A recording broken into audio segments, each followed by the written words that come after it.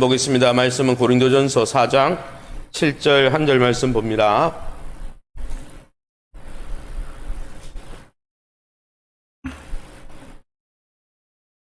고린도전서 4장 7절입니다. 267면에 나와 있습니다. 신약성경 267면. 함께 한 목소리로 읽겠습니다. 같이 읽습니다. 누가 너를 남달리 구별하였느냐? 내게 있는 것 중에 받지 아니한 것이 무엇이냐? 내가 받았은즉 어찌하여 받지 아니한 것 같이 자랑하느냐? 한 번 더 읽겠습니다. 다른 번역본으로 한번 띄워주세요. 같이 읽겠습니다. 시작. 여러분이 무엇을 가지고 그렇게 자만합니까? 여러분이 가진 것 가운데 하나라도 하나님께 받지 않은 것이 있습니까? 여러분이 가진 것이 모두 하나님께 받은 것이라면 어떻게 그렇게 혼자 잘난 듯이 행동합니까? 그리고 마치 스스로의 힘으로 무엇이나 달성한 것처럼 행세를 합니까? 아멘. 오늘 9월의 성품은 겸손입니다. 겸손의 영성을 붙듭시다 라는 제목으로 말씀을 함께 나눌 때 이번 한 달도 겸손한 자를 찾아 축복하시는 하나님 앞에서 겸손의 자세를 유지하고 하나님이 주시는 복의 주인공들이 되시기를 예수님 이름으로 축원합니다. 이 겸손이 무엇인가 제가 어느 목사님의 설교를 여러 가지로 참고하니까요. 들어보니까 그 목사님은 겸손은 모든 주권이 하나님께 있음을 인정하면서 하나님 앞에 순종하는 것이다. 그렇게 이야기하더라고요.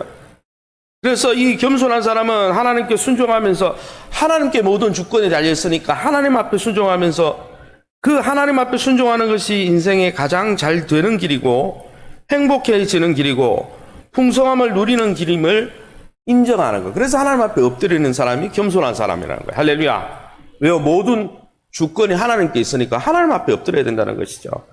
하나님은 우리에게 순종을 요구하십니다. 왜 순종을 요구하십니까? 성경 읽어보면 우리 인생이 아름답고 복된 삶을 살아가길 원하시기 때문에 우리에게 좋은 것 주시려고 하나님 곁에 와서 순종하라고 말씀하는 거예요. 할렐루야.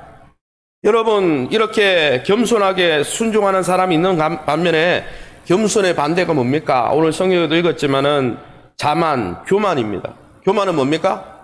하나님이 모든 주권을 갖고 있는 게 아니라는 거죠. 내가 잘해서, 내가 열심히 살아서 되는 거라고 착각하는 거죠. 교만은 잠언 성경에 패망의 선봉이 된다 그랬고 교만한 자는 모든 것을 잃게 된다 말씀하고 있습니다. 솔로몬은 아무것도 없고 약관의 나이 20살에 서자 출신이죠. 서생이죠. 왜요? 정실이 아니죠. 남의 아내를 이렇게 해가지고 얻은 그죠? 보디발의 아내에게서 난 자녀가 솔로몬 아닙니까? 그러니까 적자도 아니고 20세 약간의 나이에 등극했으니까 왕으로 등극했으니까 얼마나 그가 힘들었겠습니까? 그렇게 마음이 가난하고 나는 아무것도 아니야. 나는 이제 20세가 됐고 나는 사실은 진짜 정실 출생에 진짜 제대로 된 왕자도 있는데 나는 서자 출신인데 이렇게 마음이 가난할 때는 하나님 앞에 엎드려서 1000번째 드리고 하나님 나에게 지혜를 달라고 그러고 이럴 때는 잘 됐어요. 겸손할 때는. 그런데 그가 부하고 명예가 세상 스바 여왕이 와서 절을 하고 온 나라 온 열방이 다 그에게 조공을 바치고 하니까 자기가 잘난 줄 알고 하다가 자기가 여러분 나중에 이제 교만해서 어떻습니까? 하나님 말씀 안 듣습니다. 하나님은 아내를 많이 두지 말라 그랬거든요. 1000명이나 아내를 두고 애굽에 내려가서 말을 사지 말라 그러는데 애굽에 내려가서 말을 사가지고 국고성을 만들어요. 그러다가 솔로몬은 결국 폐역해서 하나님 필요 없다는 생각 속에 교만하게 행하다가 나라가 나중에 두 쪽으로 나눠져 버렸어요. 그렇게 여러분 우리는 교만한 자를 대적하시고 겸손한 자를 가까이 하시는 하나님 앞에 이 가을에 겸손하시기를 예수님 이름으로 축원합니다. 그러면 실제로 겸손의 정의가 뭡니까? 사전적 정의는 이런 뜻입니다. 제가 읽어보겠습니다. 겸손의 반대는 거만 교만인데요. 내가 성취한 것, 내 삶은 다른 사람이 도와줘서 다른 사람 덕분임을 인정하는 것. 내 삶이 내가 잘나서 그런 게 아니고 하나님과 다른 사람이 도와줘서 내 삶이 유지된다. 이런 사람들은 하나님을 의식하죠. 이런 사람들은 나를 도와준 사람에게 감사하죠. 그뿐 아니라 무슨 뜻이냐? 본질적으로 나는 아무것도 아니고 또한 아무것도 지니고 있지 않아서 적신으로 와서 내 인생이 갖고 있는 모든 것은 하나님의 손으로부터 온 선물이다. 이걸 인정하고 항상 의식하고 사는 사람이 겸손한 사람입니다. 여기에 나오는 이 하나님의 손으로부터 온 선물이다. 뭐가요? 육적인 것, 우리 건강, 우리의 직장, 우리가 지금 생활하는 모든 환경. 그런데 육적인 환경만 하나님의 선물인 게 아니고 영적인 환경도. 여러분, 우리가 신앙생활하는 게 내가 잘한 것 같죠? 아니에요. 하나님이 은혜를 주셔서 이곳까지 온 거예요. 할렐루야. 예수님이 은혜를 주셔서 우리가 하나님의 자녀가 된 거예요. 그동안 여러분을 위해서 수많은 영적 지도자들이 헌신하고 설교하고 전도하신 분들이 있었기 때문에 여러분 여기 있는 거예요. 할렐루야. 혼자 있는 게 아니에요. 그래서 독불장군은 없는 거예요. 이걸 아는 사람은요, 옆에 있는 사람 귀히 여깁니다. 나를 도와주고 있는 사람을 귀히 여기고, 나를 섬겨주는 구역장 귀히 여기고, 지도자 귀히 여기고, 이렇게 하는 거죠. 하나님의 은혜를 귀히 여기고. 그래서 이렇게 겸손한 사람에게는 어떤 축복이 있느냐? 지혜가 있다는 거예요. 넘겨주세요. 지혜가 있어요. 왜요? 내 삶이 다른 사람의 헌신과 공로 때문에 유지되고 있구나 이러면요, 이런 사람은 지혜가 있어서 딴 사람하고 관계를 잘 하면, 겸손한 사람, 싫어하는 사람은 아무도 없습니다. 왜요? 다 당신 때문이고 당신의 헌신에서 내가 이렇게 유지되고, 그런 사람은 공로를 다른 사람에게 돌리기 때문에 관계가 좋아지는 지혜가 있는 거죠. 또 어떻습니까? 겸손한 사람은 주변 사람에게 존경받습니다. 여러분, 자기가 잘나서 그런 게 아니고 늘 남에게 공로를 돌리고 당신 때문에 내가 이렇게 잘 되고 있다 이렇게 이야기하는 사람은 사람들에게 존경받습니다. 그래서 여러분, 겸손만큼 하나님께 사랑받고 겸손만큼 사람에게 존경받는 방법은 없다는 거예요. 그러면 여러분, 이 겸손을 명령하시는 하나님은 어떤 분이시길래 우리에게 겸손을 명령하십니까? 오늘 본문 여호수아 24장 19절 말씀 우리 함께 읽어봅니다. 여호수아가 백성에게 이르되 너희가 여호와를 능히 섬기지 못할 것은 그는 거룩하신 하나님이시요 질투하시는 하나님이시니 너희의 잘못과 죄들을 사하지 아니하실 것임이라. 아멘. 이 말씀은 불신자에게 한 말이 아닙니다. 이제 여호수아가 죽기 전에 이스라엘 백성에게 맹세시키면서 한 말이죠. 이 본문에 보면 하나님은 어떤 분이라고 했습니까? 거룩하고 질투하는 분이다 그랬어요. 하나님은 거룩하신 분이고 질투하는 분이라는 거 무슨 말이에요? 아무리 하나님의 백성이라도 하나님을 떠나서 우상 섬기고 자기를 섬기고 이렇게 우상 섬기고 하나님을 섬기지 않고 자기중심적으로 살아가면 아무리 사랑받는 이스라엘 백성이라 할지라도 어떻게 하신다고요? 그들의 잘못을 사하지 않으실 거다. 무슨 말이에요? 그 죄로 인해서 징계하시고 심판하시고 멸하시는 분이라는 거예요. 그래서 여러분, 무조건 아가페 사랑이다 그래서 하나님 앞에 멋대로 살아도 하나님은 계속 나는 하나님 백성이니까 축복할 수밖에 없다 이렇게 우기는 것은요, 하나님을 잘못 아는 거예요. 이스라엘 백성은 망했어요, 그렇게 살다가. 그러게 여러분, 하나님은요 자기 백성이 하나님을 닮기를 원하십니다. 하나님을 닮아 하나님 앞에 신실하게 하나님을 사랑하기 원하십니다. 하나님은 우리를 사랑하실 때 신실하신 분입니다. 우리도 하나님 앞에 신실하기 원하시는 거예요. 그래서 여러분, 소통이 되어야 사랑이지, 여러분 일방적인 거는 사랑이 될 수 없어요. 앞에도 말씀드렸지만 하나님은 내 멋대로 살아도 하나님은 어차피 아가페 사랑이시니까 끝까지 나를 놓지 않고 그냥 무조건 축복해 주고요. 착각이죠. 여러분, 일방적인 관계는 유지될 수가 없어요. 남편이 계속 바람을 피는데 아내는 무조건 사랑해야 한다, 그런 게 어디 있어요? 그럼 관계는 깨지는 거지. 여러분, 그것은 성경의 원리예요. 성경이 그걸 이야기하고 있습니다. 언약이라고 했어요. 언약 한쪽에서 깨면 한쪽이 깨지는 거예요. 물론 하나님 오래 참으시지만 돌아오지 않고 계속 그렇게 지속되면, 여러분 부모의 사랑 생각해 보세요. 부모가 아가페 사랑을 하죠. 부모가 세상에 어느 누구보다 헌신적으로 사랑하죠. 그러나 여러분, 부모에게 자녀가 순종하지 않고 반역하고 계속 상처 주면 부모는 상처 받아야 안 받아요? 부모도 상처 받잖아요.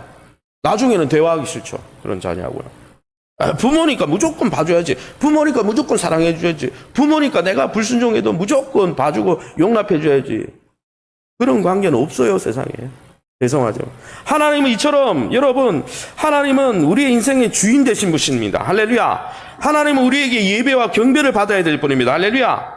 여러분, 하나님 대신 하나님이 주신 환경과 물질과 사람들을 또 사람들을 섬기고 그렇게 하는 걸 하나님 원하지 않아요. 하나님은 하나님이 주신 환경을 하나님 뜻대로 관리하길 원하십니다. 하나님이 원하시는 모습대로 살아가길 원하십니다. 할렐루야. 우리가 구원받은 것은 내 멋대로 살아도 되는 면죄부를 받은 게 아니에요. 이제는 죄 아래 내 멋대로 살던 삶을 청산하고 하나님께 영광 돌리고 하나님께 사랑한 하나님께 기쁨이 되는 삶을 살게 하려고 예수님이 구원하신 것이지. 할렐루야. 그런데 여러분 가만히 생각해 보세요. 우리가 하나님처럼 신실합니까? 우유부단하잖아요. 이랬다 저랬다. 저도 그럴 때가 많아요. 그러게 여러분, 우리의 본 모습을 가지고는 하나님을 섬길 수가 없고, 오늘 성경 말씀처럼 죄와 잘못을 보시면 사하지 않고 징계하시고 질투하시고 거룩하신 하나님 앞에 우리는 우리의 모습을 가지고는 설 수가 없는 거예요. 그러면 뭘 기도해야 됩니까? 하나님, 내가 이렇게 부족하고 불의하고 우유부단하고 신실하지 못한데도 하나님 섬기고 하나님과 끝까지 동행하는 은혜를 주시옵소서. 그것도 은혜인 거예요. 여러분, 그 은혜를 주시려고 예수님 보내주신 것이죠. 할렐루야. 그러게 여러분, 우리가 신앙생활 유지되는 것 자체가 하나님의 은혜인 거예요. 그냥 하나님 무조건 아가페 사랑하니까 무조건 내가 이래도 좋고 저래도 좋고, 그거 아니죠. 그러면 우리가 이런 거룩하신 질투하신 하나님 앞에 우리는 어떻게 신앙생활을 해야 됩니까? 우리가 우유부단하고 죄 가운데 넘어질 때가 많은데 어떻게 해야 됩니까? 시편 51편 1절에서 4절에 다윗이 좋은 예를 보여주고 있습니다. 우리 함께 읽어보겠습니다. 하나님이여 주의 인자를 따라 내게 은혜를 베푸시며 주의 많은 긍휼을 따라 내 죄악을 지워주소서. 나의 죄악을 말갛게 씻으시며 나의 죄를 깨끗이 제하소서. 무릇 나는 내 죄가를 아우니 내 죄가 항상 내 앞에 있나이다. 내가 주께만 범죄하여 주의 목전에 악을 행하였사오니 주께서 말씀하실 때 의로우시다 하고 주께서 심판하실 때 순전하시다 하리이다. 아멘. 여러분, 우리가 죄를 범하고 다시 신앙생활이 유지될 수 있는 것은 하나님이 용서해 주시고 긍휼을 베풀어 주시고 회복시켜 주시기 때문인 거예요. 할렐루야. 그러게 여러분, 하나님이 우리를 불쌍히 여겨달라고, 하나님은 우리를 불쌍히 여기심으로 우리의 죄를 씻기시고 우리의 죄를 말갛게 도말하시는 하나님이신데, 여러분, 죄가 뭡니까? 하나님 거부하는 게 죄입니다. 내 뜻대로 살려고 하는 게 죄입니다. 하나님의 통치의 원리인 말씀 앞에 말씀을 대적하고 말씀을 반해서 사는 게 모든 게 다 죄죠. 그 죄에 대해서 하나님의 평가와 심판은 이 다윗의 고백대로 하면 의로우신 거예요. 하나님이 너 그 죄야. 넌 죽어 마땅한 죄야. 하나님 맞습니다. 나는 죽어 마땅합니다. 여러분, 이러한 우리가 하나님을 제대로 섬길 수 없는 부족한 죄인임을 날마다 인정하면서 하나님의 긍휼이 필요합니다. 회개하는 것도 하나님의 은혜고 회복되어지는 것도 하나님의 은혜고 용서받는 것도 하나님의 은혜고, 그러니까 그 하나님의 은혜를 간절히 사모하고 간구하고, 할렐루야.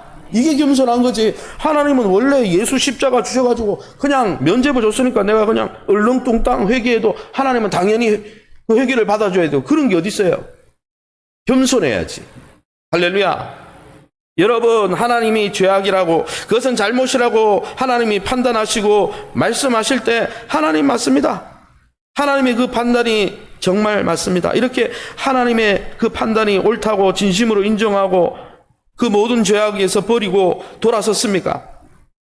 하나님의 판단을 진심으로 맞다고 인정하지 않은 채 철저하게 세세히 회개하지도 않고 하나님의 긍휼을 구하지도 않으면서 그냥 대충 회개해놓고 내 중심적으로 죄사함 받았다고 용서의 기쁨을 즐기고 있지만은 않습니까? 그런 사람은 또 죄 짓습니다. 왜요? 용서가 하나님의 아주 귀한 은혜인 것을 모르는 사람은요, 쉽게 죄를 지어요.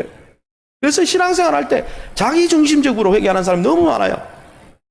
하나님 앞에 엄청나게 이것이 죄악이고 하나님은 그것 때문에 엄청나게 분노하고 계시고 그것 때문에 예수님을 죽일 수밖에 없을 만큼 그렇게 죄가 치명적인 금에도 불구하고 그냥 하나님은 어차피 용서해 주는 분 아니야. 하나님은 어차피 십자가 주신 분이 아니야. 십자가 믿으면 그냥 그만이지. 회개에 있어서도 너무나 방종을 일삼는 거예요. 그러나 여러분, 회개도 하나님이 은혜를 주지 않으면 되지 않는 거예요. 회복도 하나님이 은혜 안 주면 안 되는 거예요. 무슨 소리를 하는 거예요 지금? 그렇게 하나님이 죄를 지적하실 때 참 맞다고 눈물 흘리면서 진심으로 회개할 때 하나님이 그 죄를 도말해 주시고 애통해 하는 자에게 저희가 위로를 받게 하신다는 것이죠. 그러기에 여러분, 회복도 하나님의 은혜입니다. 회개도 하나님의 은혜입니다. 하나님이 은혜를 주지 않으면 회개도 안 되고 회복도 안 되는 거예요. 할렐루야. 이걸 너무 당연하게 여기니까 사람들이 너무나 쉽게 회개하고 쉽게 죄짓고. 계속해서 뭐라고 되어 있습니까? 사도행전 8장 22절 읽고 말씀을 정리하겠습니다. 우리 같이 읽어보겠습니다. 그러므로 너의 이 악함을 회개하고 주께 기도하라. 혹 마음에 품은 것을 사하여 주시리라. 바른 성경은 뭐라고 되어 있습니까? 그러므로 너의 이 사악함을 회개하고 주께 기도하라. 어쩌면 내 생각이 용서받을지도 모른다. 하나님이 당연히 용서해 주시는 게 아니고 어쩌면 하나님이 용서해 줄 수도 있고 용서 안 해줄 수도 있어요. 그건 하나님의 마음이에요. 그걸 너무 당연하게 하나님 무조건 용서해야 돼. 그리고 나는 무조건 죄를 잘 짓고. 그건 겸손한 게 아니에요. 여러분, 회복도 하나님이 도와주지 않으면 안 되는구나. 회개도, 바른 회개도 하나님이 도와주지 않으면 안 되는구나. 용서, 회복도 다 하나님의 은혜구나. 그렇게 그것이 하나님의 은혜인 줄 아는 사람은 간절히 하나님 앞에 회개하고 기도하고 그 하나님의 은혜로 유지된다는 걸 알기 때문에 내가 죄를 멀리하고, 할렐루야, 그런 사람이 진짜 신앙인이지. 사랑하는 성도 여러분, 죄에서 돌아서고 등졌던 하나님께로 돌아가면, 정말 진심과 전심으로 돌아가면 하나님은 죄사함을 허락해 주십니다. 완전히 새로움을 그의 임재 가운데 허락해 주십니다. 그러나 그것도 하나님이 의도하는 거예요. 어쩌면 내 마음의 생각이 용서받을, 그것도 하나님이 그렇게 해주기로 작정하시고 마음을 먹기 때문에 그 은혜로 회복이 되는 거지. 당연하게 그냥 면죄부 받듯이. 사랑하는 성도 여러분, 저와 여러분은 죄를 언제 고백했습니까? 회개하지도 않고 고백하지도 않은 채 무덤덤하게 죄를, 어차피 은혜로 회복될 거 아니야? 그거 교만한 겁니다. 무덤덤하게 넘어간 적은 없습니까? 예전에 비해서 죄에 대해서 민감하지 못하고 회개하는데 둔감해져 있지는 않습니까? 그냥 십자가 보혈 그게 있었지 하면서 책임있게 진정성 있게 뉘우치지도 않고 주님의 정결케 하심을 강구하지도 않고, 그게 하나님의 은혜라는 것을 기억하며 간절히 강구하지도 않고 대충 스스로 용서되었다고 자족하고 있지는 않습니까? 그건 바른 신앙생활이 아니에요. 그렇게 말한 적이 없어요, 성경에. 그러기에 사랑하는 성도 여러분, 죄를 애통해하고 회개하는데 탁월해지시기 바랍니다. 하나님이 판단하시고 하나님이 말씀을 통해 지적하실 때 솔직하게 고백하고 솔직하게 자기를 인정하고, 하나님, 여기서 돌아설 수 있고 여기서 회복될 수 있는 것은 진짜 하나님의 은혜밖에 없습니다. 주님이 흘리신 보혈, 정말 그 귀한 보혈로 나를 용서해 달라고. 용서도 하나님의 은혜요, 긍휼도 하나님의 은혜요, 회복도 하나님의 은혜요. 용서와 긍휼과 회복, 그 어느 것 중에 하나라도 하나님의 도움과 은혜가 없이는 불가능합니다. 이렇게 고백하는 사람은 겸손해져서 하나님의 은혜를 간구할 수밖에 없는 거예요. 그러기에 저와 여러분이 하나님의 용서를 가볍게 여기지 말고 용서도 긍휼도 오늘도 우리에게 주시는 하나님의 은혜인 줄 깨닫고 날마다 마음을 새롭게 함으로 변화를 받아 하나님이 기뻐하는 살아있는 예배자, 살아있는 제물이 다 되시기를 예수님 이름으로 축원합니다. 마지막으로 겸손의 정의 한번 읽고 우리가 함께 기도하기 원합니다. 겸손의 정의, 오늘 말씀을 통해 깨달은 겸손의 정의 우리 같이 읽어보겠습니다. 겸손이란 하나님을 떠나 주의 통치와 다스림에 대항하며 내 마음대로 그 말씀은 넘나들며 불수동하던 내 모습을 지적하시는 하나님의 판단 앞에서 그것이 옳다고 인정하며 주의 긍휼을 쫓아 용서와 회복을 진실이 강구하는 것이다. 회복도 하나님의 은혜인 줄 알고 진실이 하나님 앞에 회개하고 강구하는 게 겸손한 겁니다. 할렐루야. 이 시간에 우리가 앞심해서 기도하기 원합니다. 기도하실 때 이렇게 기도하겠습니다. 기도 제목 띄워주세요.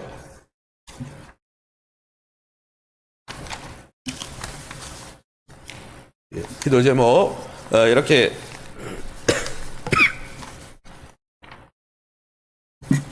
기도 제목이 저 위에 자막을 참조하시기 바랍니다. 예수 그리스도를 통해 내 불의와 불순종으로 멸망당하지 않도록 의의 길을 허락하신 하나님 앞에 감사합시다. 이것도 하나님의 은혜입니다. 죄를 깨끗하게 하시고 다시 회복시키는 것도 하나님의 은혜 때문임을 기억하면서 그 은혜를 당연시하지 않고 항상 간절히 간구하는 신앙 되게 도와주시고, 우리가 용서와 회복만을 강구하는 자가 아니라 이제 남은 삶을 하나님의 기준과 판단에 내 삶을 맞추어서 순종함으로, 겸손히 순종함으로 진짜 복의 통로가 되게 해달라고 오늘 말씀을 깨달은 대로 우리 합심해서 통성으로 기도합니다.